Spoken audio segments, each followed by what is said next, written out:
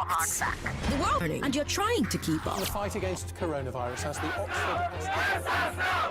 But there's so much noise drowning out the news. Talking heads, broadcast messages, press releases. They're telling you their side, but you just want the facts. And that's why you come to me. I give you the statistics without spin. Out of 116 million working age Nigerians, 35.5 million are employed full-time. That's 30%. I give you the context. I give you the history. I fight fake news with facts. Kayode. No, Kayode, I will let you talk. Kayode, I will let you talk if you let me talk. Kayode. That's why more and more Lagosians are tuning in. 500,000 Lagosians. 720,000. 970,000 of you. They know that if you give me your afternoon, I will give you hard facts. Well done, Sandra, on all you do, going beyond the headlines and focusing on the facts. I am Sandra Ezekwesili, and these are your hard facts. It's 5 minutes past 3. Lagos first hard fact of the day. We had 187 new COVID confirmations yesterday. That's less than half of last week. That's last week, Thursday. And hospitalizations are down as well. Here in Lagos, the Health Commissioner, Akin Abayomi, says bed occupancy in the COVID wards is down to 8%. So we now have lots of beds for any new serious COVID cases. But I don't want those new cases to be you, so please limit your movement. Wear a mask whenever you are out and about or when you are around people. Give gap, keep your distance, wash and sanitize your hands. But also keep listening to hard facts. Starting with the big three, let's talk about FEC approving $1.5 billion for rehabilitating the Port Harcourt Refinery. Then, let's talk about the clash in Ketu between market boys and local vigilantes. And then, let's talk about Governor Masari of Katsina saying that Nigeria has become economically attractive to kidnappers from other countries. Now, remember, you can talk to us via Twitter at Nigeria Info FM. We are also streaming on Facebook and YouTube. Nigeria Info 99.3 for Facebook, Nigeria Info FM for YouTube. On the big hard fact, let's talk about the problems between commercial drivers, the unions, and the Agberos. Supposed to be joined by the chairman of the Lagos at 5 o'clock. Of course, these updates will come your way at the top of every hour. I always say that if you listen to this show and you listen attentively, you will become the winner of just a minute for the day. So let's hope that the winner is you, as always. Lagos, this is Hard Facts on 99.3 Nigeria Info. I am Sandra Ezekwesili. This is the Big Three. The Big Three. On Hard Facts. On 99.3 Nigeria Info. Does rehabilitating the Port Harcourt Refinery make fiscal sense? Does it make sense? What happened in Ketu yesterday? Is Nigeria attracting kidnappers from across the Sahel region? Those are the big three. Lagos, let's talk. FEC has approved $1.5 billion for fixing the Port Harcourt Refinery. That's our first story. Now, I have to point out that this is not a new development. The contract for rehabbing the refinery was actually sealed last year. So now the Federal Executive Council has approved the payment. Now, remember, a few weeks ago, we talked about the federal government's plan to sell the refineries. They want to sell them in order to fund the next budget. And at the time, I told you that some analysts were wondering how they could sell the refineries in their current state. Remember that we saw the reports recently that the refineries have been losing hundreds of billions of naira yearly since 2014. So most analysts feel that no investor in their right mind would choose to buy these refineries in their current state or even go into PPP. And so maybe that's why the government wants to fix the refinery first. Maybe. But this raises questions about cost effectiveness and cost benefit analysis. Because $1.5 billion is more than 600 billion naira. This year's federal budget is 13 trillion naira. So it's going to cost roughly 5% of the annual budget to fix this refinery before selling it. So the question now becomes, how much will the government get from whoever buys this refinery or takes it on via PPP? How much will that deal add to the next budget? Would it have been worth it? And let's say that the government decides to keep the refinery. Again, we have to ask questions about the intrinsic value. According to The Guardian, Nigeria has spent over $25 billion on turnaround maintenance on the refineries, and they're still losing money due to underproduction. So the big question now is, will this $1.5 billion make any difference at all? Here are some hard facts for you. The PH refinery has a capacity of 210,000 barrels a day. The Dangote refinery is going to have a capacity of 650,000 barrels a day. The refinery side of the Dangote complex will cost $10 billion. That's just something for you to put in your pocket. But Lagos, tell me what you think. Should the government go ahead with this planned rehabilitation of the Port Harcourt Refinery? What should happen next? Do you think government should keep it? Do you think government should sell it? 0700-993-993-993 0700-993-993-993. We have a number for female callers, women only. 01-465-7190 01-465-7190 01-465-7190. That's our number for women only. And then WhatsApp is available. WhatsApp is 080-959-75805. 080-959-75805. Do you think the government should go ahead with the planned rehabilitation of the Port Harcourt Refinery? What do you think should happen after that? Do you think they should keep it? Do you think they should sell it? Let's talk to Adegoke in Lekki. Hello, Adegoke. Thank you very much for calling us. Yeah, Sandra. Good afternoon. Good afternoon. Yeah, as per the Port Harcourt Refinery, I have somebody, relative who works with NNPC, and she told me just this morning. Hello? Adegoke, are you there? Hello? Hi, Adegoke. Can you hear me? Yeah, she said some money have been released already by the federal government for the rehabilitation, and they're actually working hard to revitalize the... All right, then. Sorry about that. Call back if you can. 99.3, hello? Okay, 99.3, hello? Good afternoon. Turn your radio off. Good afternoon. What's your name? This is Andy Okoro calling from Ilufe. Welcome, Andy Okoro. If actually they want to work on that refinery, why now? Why not? Why would they start it now? This is just opportunity for people to just probably carry their last money in this administration. How can they start it now? This is something that they promised in their campaign. Why now that they are about going? 2023 is year. And now they want to start the rehabilitation of refinery. And then all the time we have been hearing about turnaround maintenance. What actually were they maintaining? And the minister, the man from Bayelsa, the other day said that they are still paying the workers. Since the inception of this administration, they are paying all the workers. When he was asked why paying them, he said that if they should leave them, that means a lot of people will not have jobs. That is why they are still paying them. And now they want to share the last money. What kind of maintenance are they? They are already out. Let them leave it. Good afternoon. Good afternoon. Thank you very much for calling. Gabriel in Victoria Island. Hello. Yeah, good afternoon. I'm Gabriel from here. Yeah, which Port Harcourt? Is this Port Harcourt 1 or Port Harcourt 2? Which one they are putting 1.5 billion?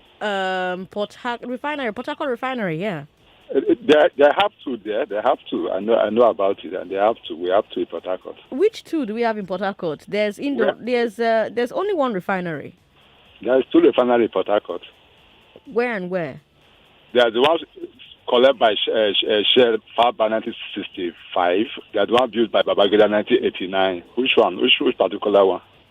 Well, there's so where are they located? Because I only know about one refinery, and I think both of them are in the same complex. Okay.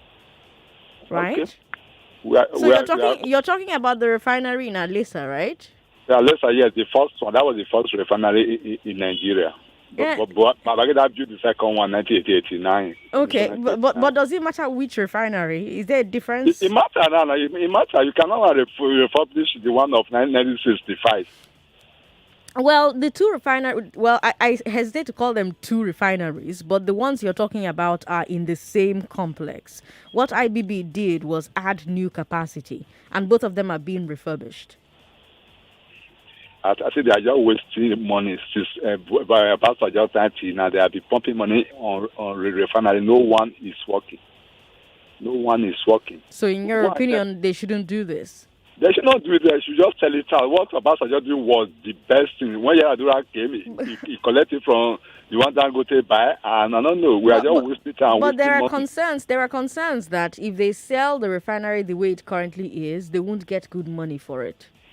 This man bought 2007. The same Dangote. He bought Port Harcourt. I think he bought Port Harcourt. I will show that one.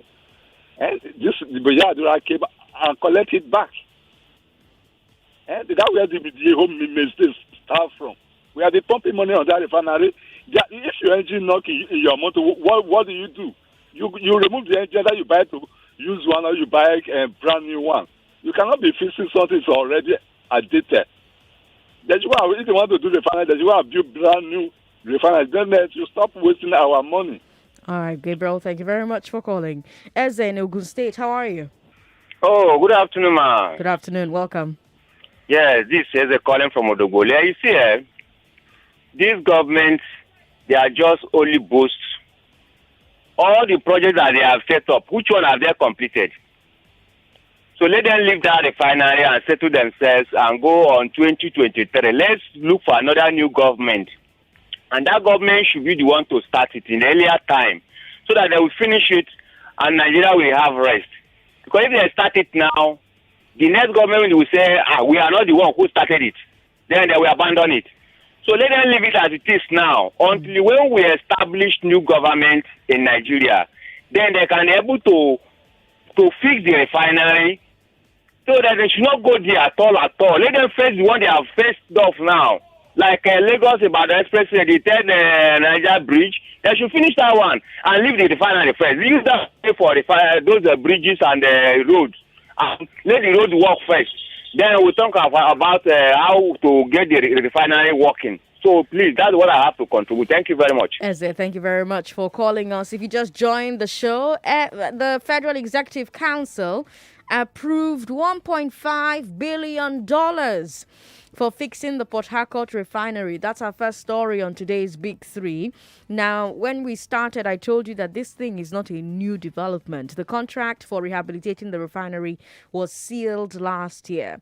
What has just happened now is that the payment has been approved. We talked about refineries a few weeks ago. We talked about the federal government's plan to sell the refineries a few weeks ago. They want to sell them so that they can fund the next budget. At the time, I remember telling you that analysts were wondering how they could sell the refineries in their current state. Because we saw reports recently that the refineries had been losing hundreds of billions of naira yearly since 2014. So a lot of the analysts who I had conversations with at that time said to me, Sandra, no investor in their right mind would choose to buy these refineries in their current state or even go into PPP. And so maybe that's why the government wants to fix the Port Harcourt refinery first. That's just, us putting it out there. Now, it raises some questions, and those questions circulate around cost effectiveness and cost benefit analysis, because $1.5 billion is more than 600 billion naira. And I told you that this year's federal budget is 13 trillion naira. So it's going to cost roughly 5% of the annual budget to fix this refinery before they can sell it. So the question becomes, how much will the government get from whoever buys this refinery or takes it on via PPP?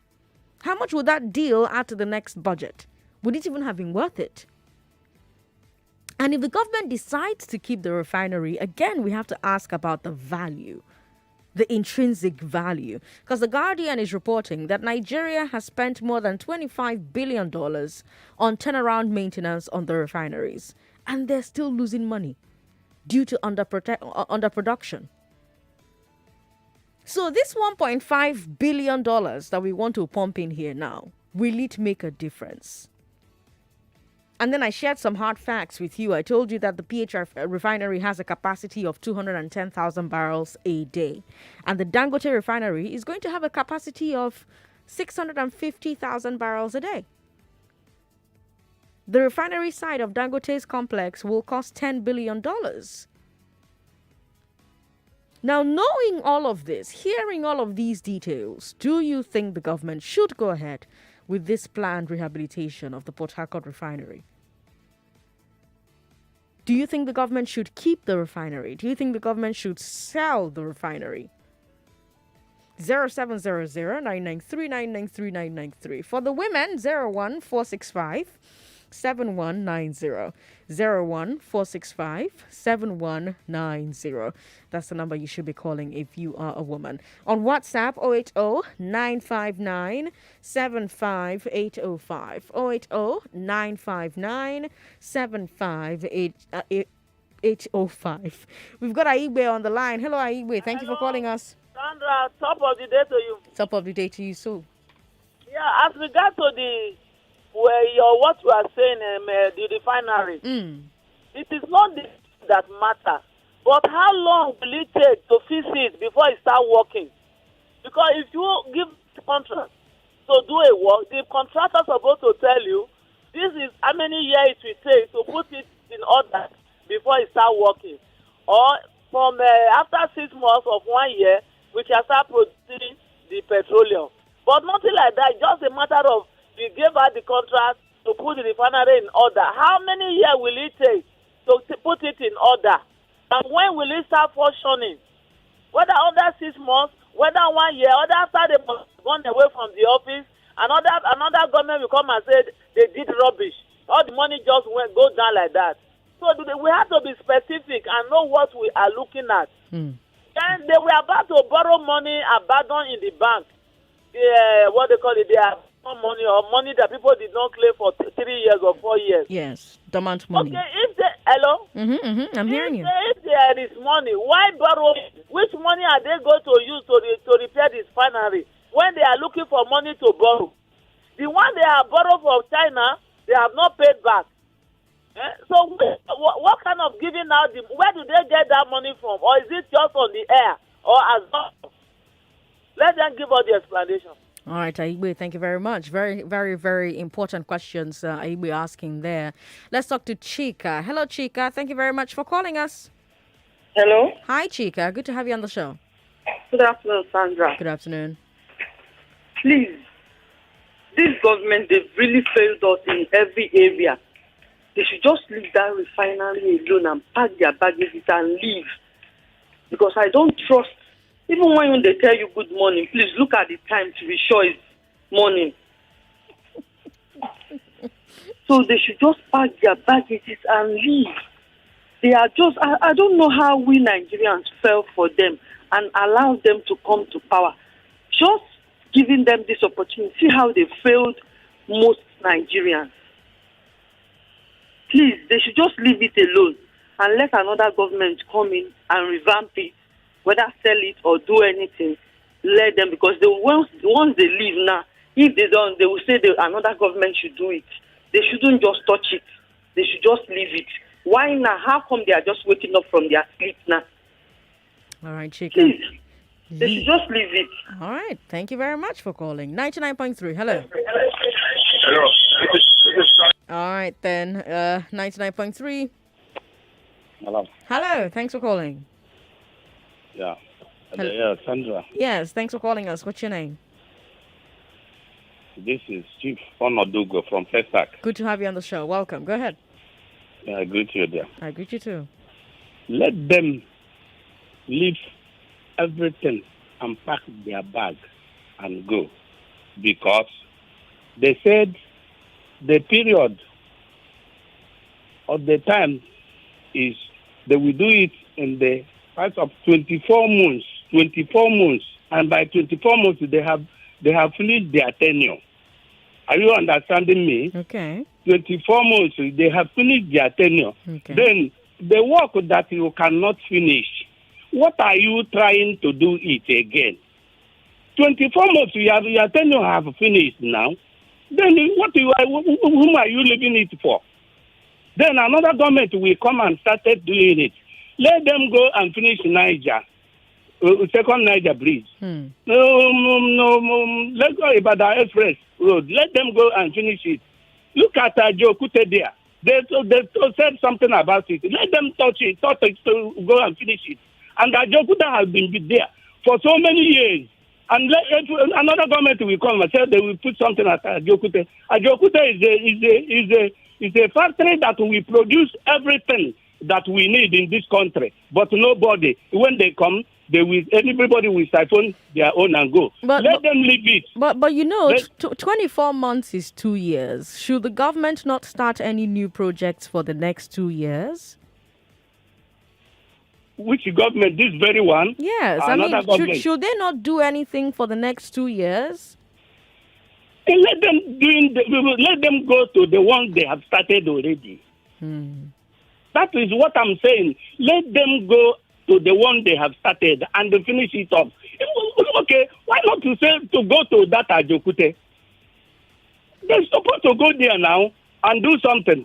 Okay, let them go to that Niger, second Niger bridge and finish it up. Let's see. Okay.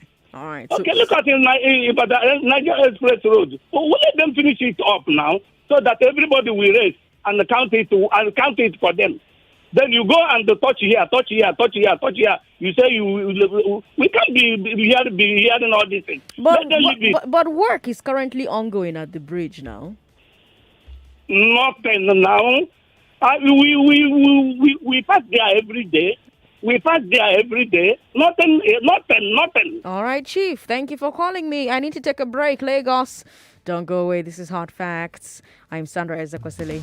More conversation, more talk. Are you a young creative designer? Do you love culture? Tune in to The Ethical Fashion Show every Friday to discover how sustainable fashion trends are leading development of African design talents. The Ethical Fashion Show every Friday, 12:15 p.m. on your number one station for talk, 99.3 Nigeria Info. Brought to you by Ethical Fashion Initiative. My people, how far now?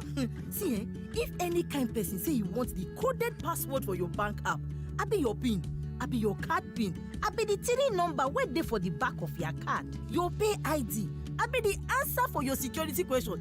I beg not give them all.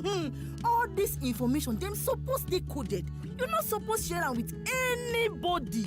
Make you wise up. No make that scam you. This message now from Koda Microfinance Bank, the bank of the free. Make you download Kuda for Play Store or for App Store to open account. Make you start to enjoy our Wolf banking. You are listening to your number one station for talk. Your number one station for talk. 99.3 Nigeria Info. Let's talk.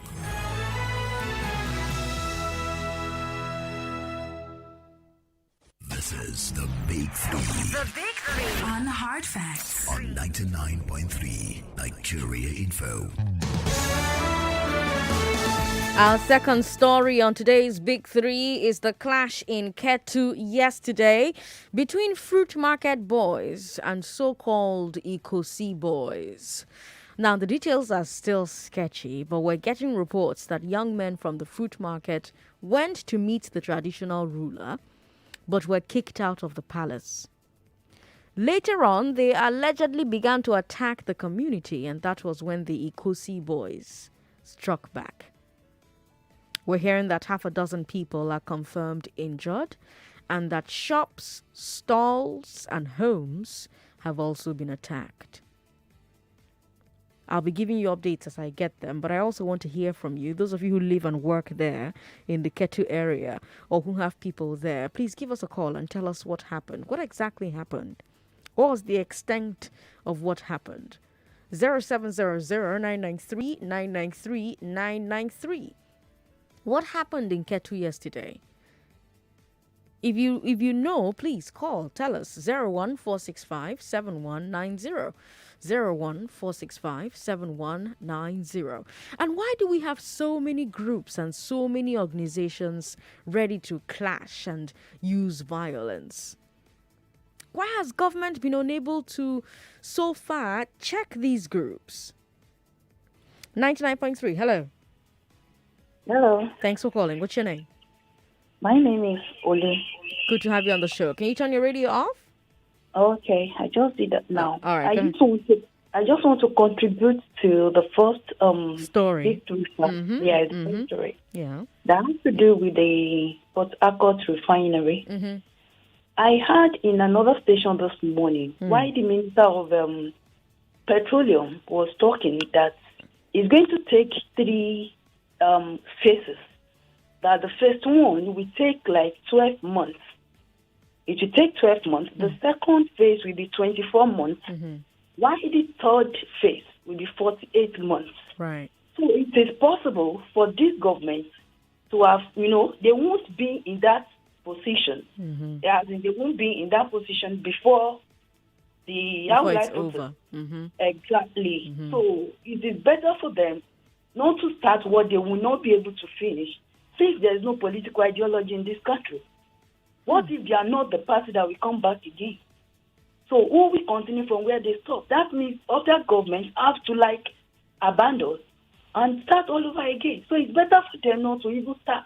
But there's supposed to be, but there's supposed to be continuity. I mean, I hear you when you say that there's no ideology with the politics, but there's supposed to be continuity, right?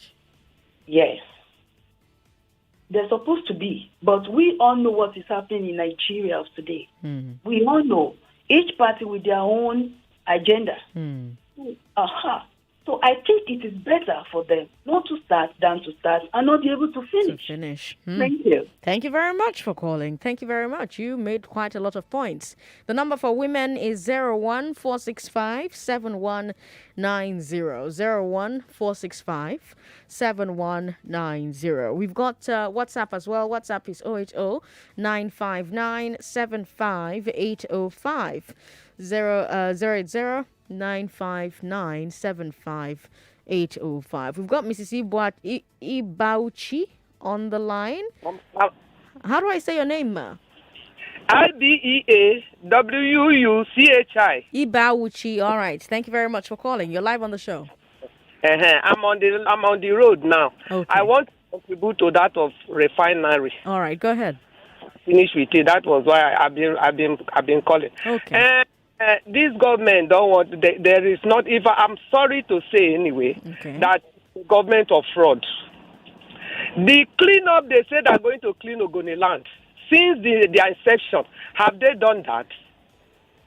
The refinery that Dangote started building, the money they are using to pay for subsidy, is it not enough to build another refinery? When they were coming, they told us that 1 naira would be $1. They told us that they will repair all the refineries and they will build 30,000 refineries for us. They say we should stone them if they don't keep their promises. What have they done for us? I am an elderly. I am a senior citizen. But I'm just very sorry because my children are there. My grandchildren are there. They are not doing us any good. All that they promise, they are all lying. It is now they're stealing with impunity. I live in satellite town. I cannot come out. I cannot go because of trailers everywhere. What is this government up to? Have they come to destroy the country or have they come to repair? They should help us. They are lying. They should leave refinery. Let it remain there. Let them. God knows who is going to. The children of Israel were in Egypt. They nearly died until God had mercy and brought them from Egypt. God one day will have mercy on Nigeria and He will not allow us to perish. He will deliver us. All God right. bless. Sandra. Bless you as well, ma. Thank you very much, Mrs. Ibawuchi, for calling us, Lagos. Let's take a look at our second story because, of course, I told you that we don't quite have details of what happened there, but we got reports that young men from the fruit market went to meet the traditional ruler and then they were kicked out of the palace. Later on, they allegedly began to attack the community. That was when Ikosi boys struck. So that's what led to the clash between fruit market boys and so-called Ikosi boys. Now, I want us to also have a bigger conversation about gangs, about unions, about factions, about boys. By the way, at 5 p.m., we're talking about the issues between commercial drivers, the unions, and Agberos. We're supposed to have Adewale Temitope of the Lagos House of Assembly. He's the chairman of the House Committee on Transport. But you see that issue, It's part of the same phenomenon. We seem to have various groups in the state who exercise unofficial power over some of the commercial activities in their area. And these groups appear to be very willing to use violence when they don't get their way. Now, under normal circumstances, that should not be happening because the police are supposed to stop anybody trying to use violence. But some would say that this isn't happening or it's not happening quickly enough. And so these groups get to act violently for commercial gain. My question, Lagos, is why this happens. Why does this happen? Why are these groups able to get away with it? Why do we have so many of these groups of boys and young men? Some will point to the high unemployment and low education. I don't know. What do you think? And why are these boys able to clash and attack and destroy and get away with it? 0700-993-993-993 for men and 01465-7190 for women. Hello, thank you for calling us. Hello. Thank you for calling. What's your name? Keep calling back. Welcome As back. regards to these communal clashes or port clashes, is the way government settled, handle these subjects. Okay. If they are specific on the role they ought to play, you will see everybody will sit orderliness. Okay. During the military regime, there are no, as far as we are limited. There were no courts everywhere. There were no unions upon unions everywhere. But now, the police who's supposed to register any union or give the union to the traditional ruler to register under them based on the locality where they come from, that is not done. Because the purpose of the traditional ruler or the Oba is to relate with the lowest level or those who cannot express themselves in English language. So here we have to educate them and give feedback to the government or to the local government. The local government gives feedback to the governor. Nothing like that exists. Then we're supposed to have the lower arm of the government, which is the councillor office. There is no councillor office, where the councillor will have to register some union. And anybody that wants to advertise to employ people, you have to let the councillor know. Some people will come and say they have employment. They will do so many things. They ask people to be taken from with 1,000. Eventually, after many people have registered with them, they run away. That is the responsibility of the government to guide the lower people who are hungry, but they do not know the right way. The councillor, what is the purpose of the councillor? The councillor is to sit down now in the local government and collect money every month without doing anything at all. He cannot supervise work. He cannot go around where he is being appointed as a councillor. Nobody in that avenue know him as a councillor. Only when they are about to do election, you see many pictures all over the place. Is that the way educated people are supposed to be? When the blind man lead a blind man, both of them will fall into this. The education the Nigeria receives, we are not receiving the dividends at all. We are just after the money. This Agbero is getting too much in Lagos. It's because the government is feeding on them, the traditionals are feeding on them, they are all after money. All right. Thank you very much for calling. Chikwebuka is in Shomolu. Hello, Chikwebuka. Sandra, not all this. Good to have you on the show. Welcome. Good afternoon. Good afternoon. I've told you for end of the month, buy me my credit. We will try. How are you, Sandra? I'm very well. Good. Let me take it from the first one. Okay. If the government is going to be sincere about fixing the refinery, I have no problem with that. Okay. Because I've always said or asked what the job of a labor union is. And that's why I've always urged them to do what? To hold the government by the jugular, as in they should fix the refineries in 6 months or even 3 months. So if they're going to be sincere with it, I don't have a problem with that. Then secondly, the issue or the fight at Ketu, 2 days ago, I was just at that spot. That was on Demory. That's behind Tipper. Behind Tipper. My friend had a birthday. We're just 3 or 4 or thereabout. And that fight started. And they began to shoot. The guys would chase these guys to Demory. They will run back. Sandra, I had to enter under my friend's bed in his bedroom when they were shooting sporadically. Wow. And I wonder where they got these ammunitions from. I never knew the thing would escalate to this time. So how come these people are armed and then daylight, not night or daylight, this fight will start and they'll be shooting at each other. And we have law enforcement agents right there. There's a police station right there at Ketu there. Everyone knows that station there.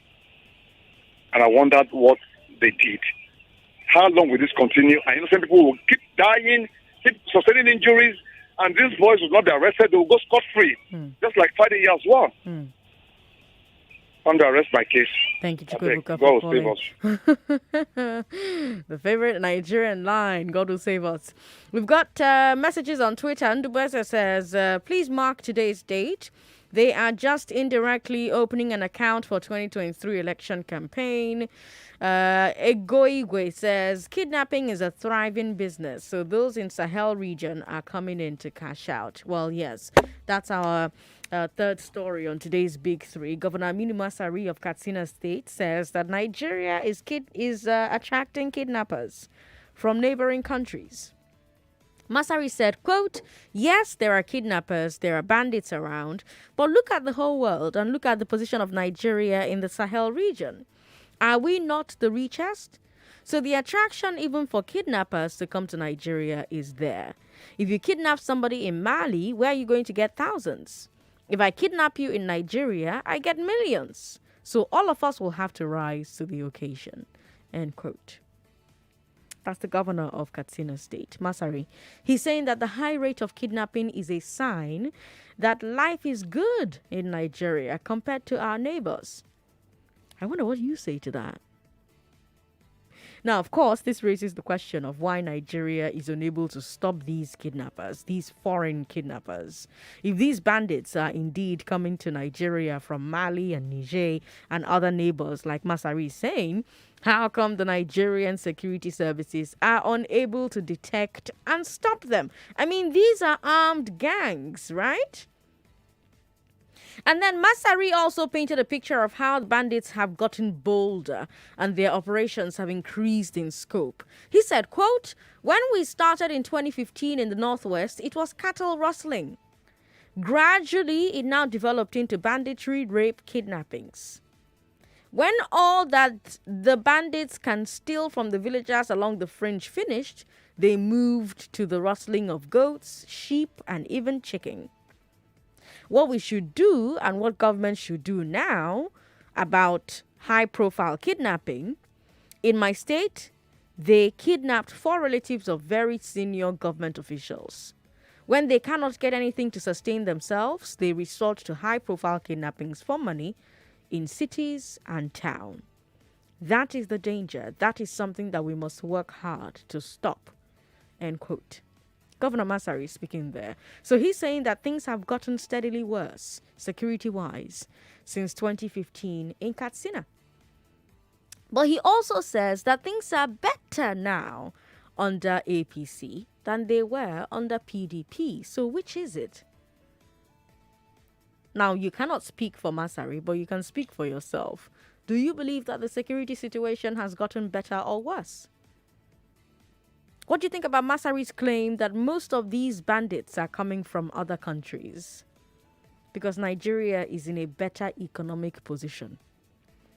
01465-7190. That number is for our women callers. 01465-7190. For the men, 0700-993-993-993. Hello, thank you for calling us. Yes, this is Joshua from Ijegun. Joshua, welcome. Go ahead. Yes.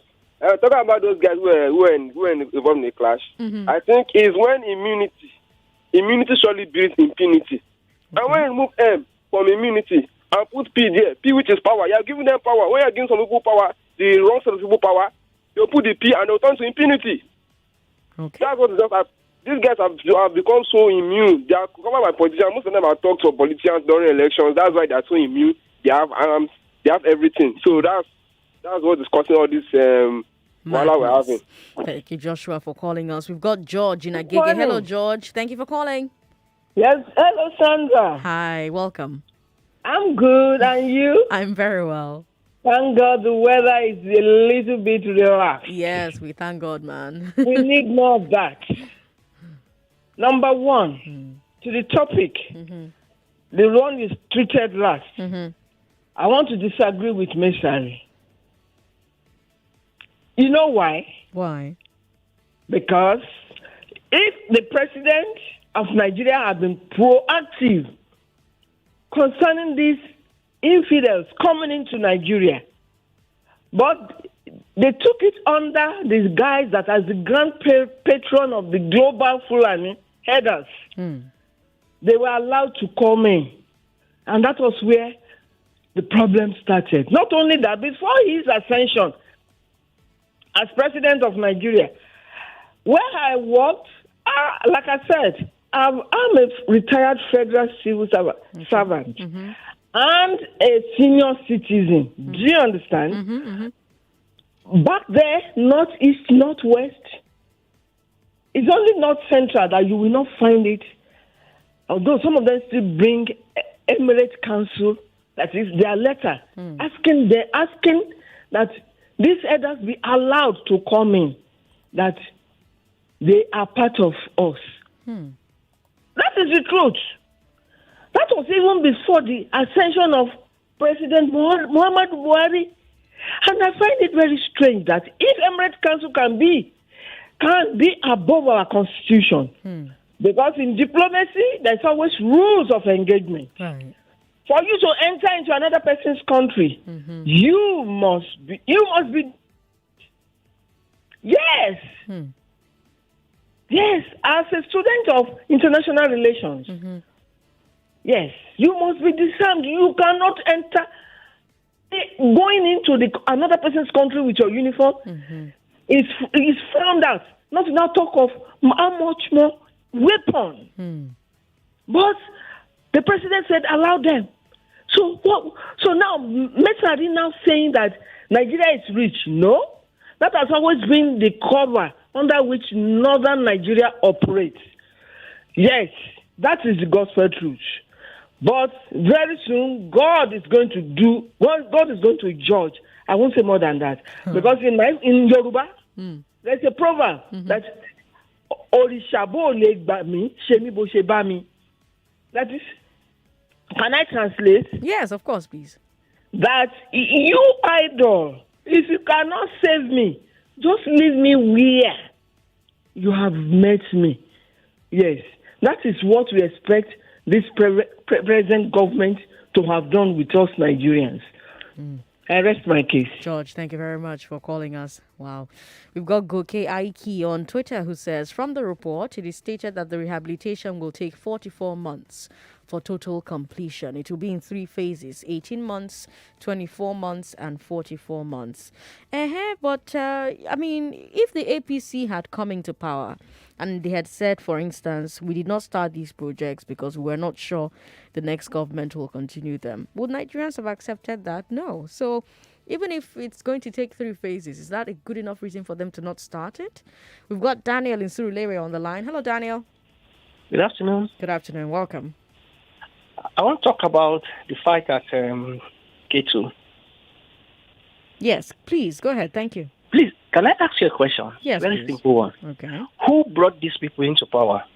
Which people now? I mean the people in power. You did. You voted them in. I did not vote, not we, others. Most of these people at the bus stop If you say you did not vote, then you voted them in. I did not vote. Yes. Possibly maybe because I'm not to the age. Let's not talk about that now. But I'm asking, these people at the bus stop, are they not the one that brought them into power? Okay. If they are the one that brought them into power, do you think anything can be done to them? Okay. That's just the point I'm trying to make. Okay. If we continue to allow these people at the bus stop to tell us what to do, then we have a long way to go. I remember some time ago, a video was shown. Those women that were held when they were coming back from the wedding at Niger. Remember what one of them said? He asked one of them a question. He said, why are you people doing this? And they replied her that we brought them into power and they promised us a lot of things. They have not done any. That's why we are doing this.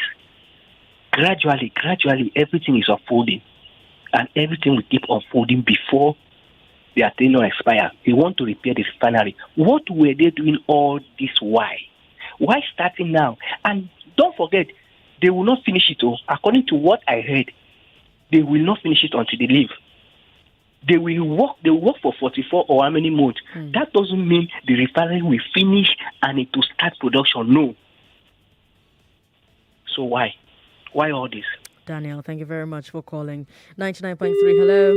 Sorry about that. Call back if you can. 99.3, sorry about that. We've got Emmanuel who says, if Dangote Refinery, a modern refinery of higher capacity, costs $10 billion, it is absolutely senseless to rehabilitate a 1965 model refinery for $1.5 billion.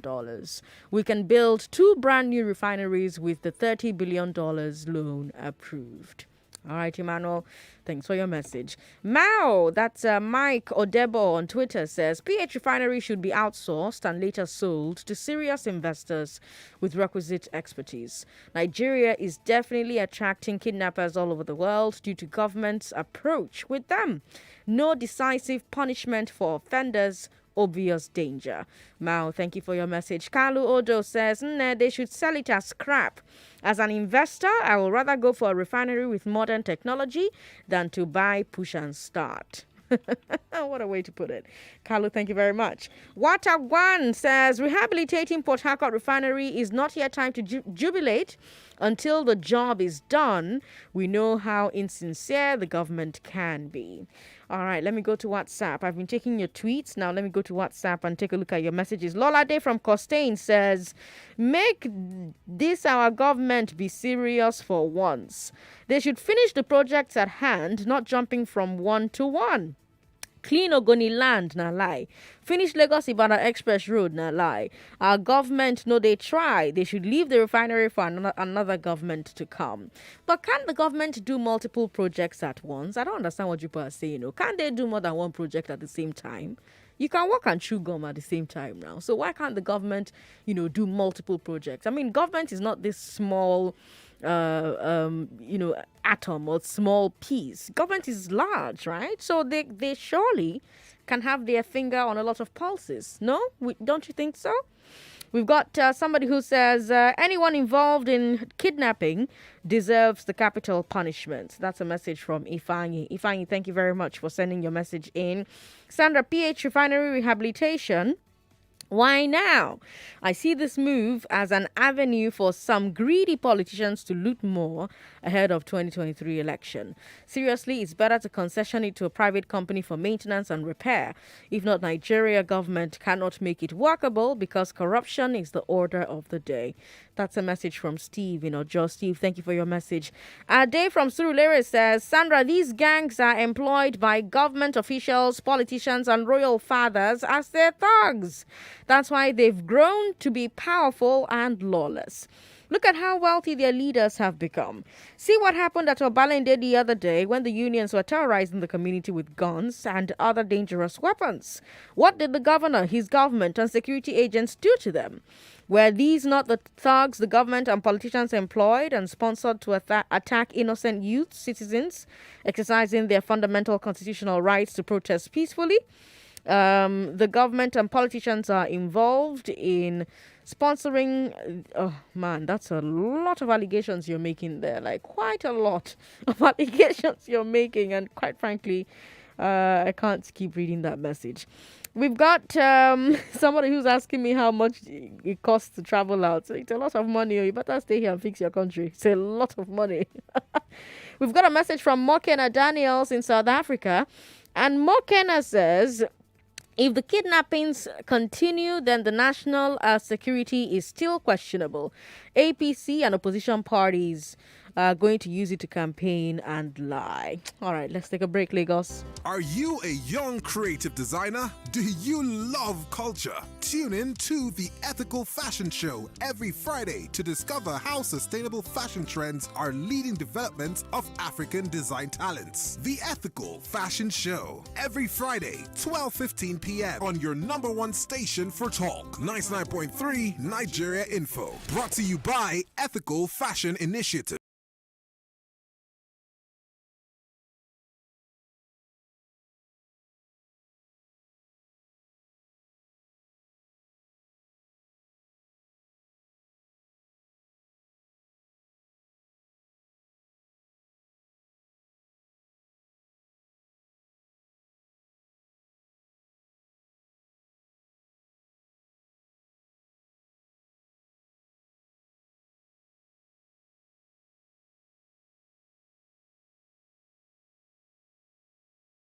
Life is good in Nigeria compared to our neighbors. And then he goes on to say that things have gotten steadily worse security-wise since 2015 in Katsina, but that things are better now under APC than they were under PDP. Then for our second story, I told you how there was a clash in Ketu yesterday between Fruit Boys and Ikosi Boys. The details are still sketchy, but these young men went to meet the traditional ruler. They were kicked out of the palace and they allegedly began to attack the community, and that's when Ikosi Boys struck back.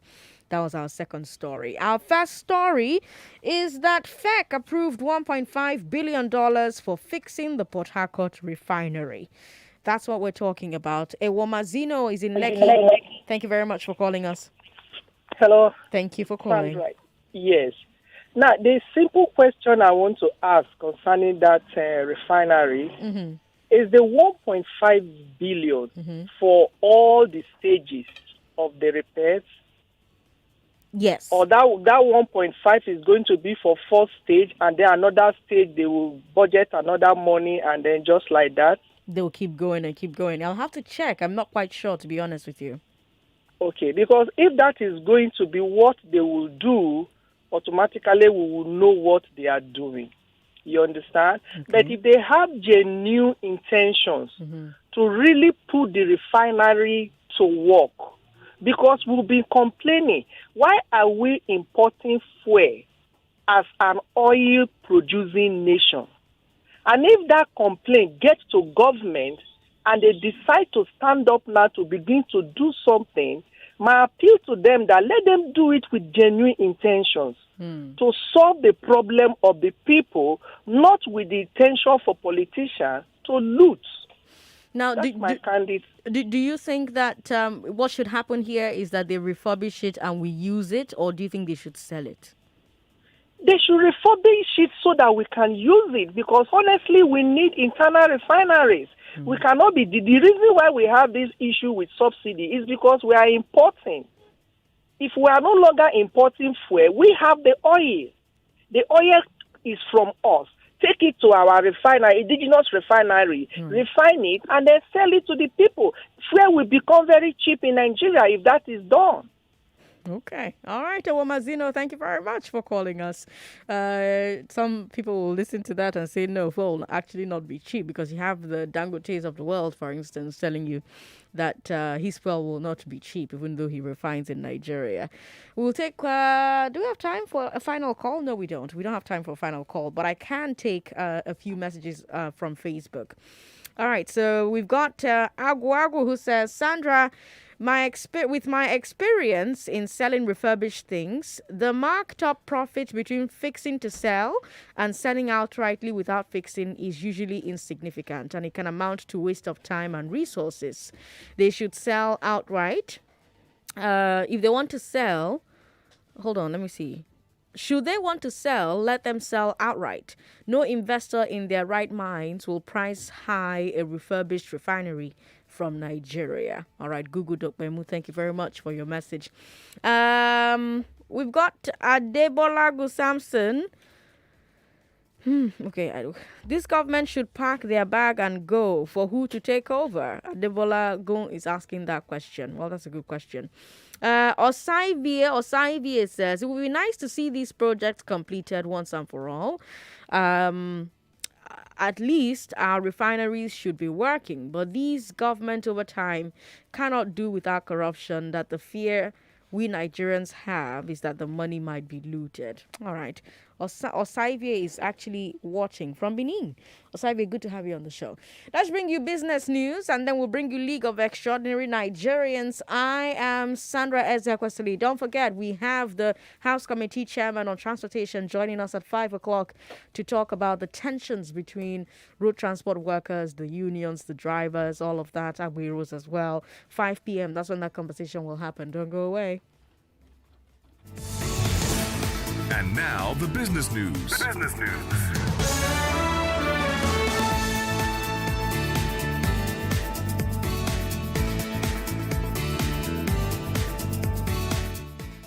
99.3 Nigeria Info bringing you the business news this hour. Gold has been discovered along the Abuja-Nasarawa axis. 99.3 Nigeria Info. We are more than just radio.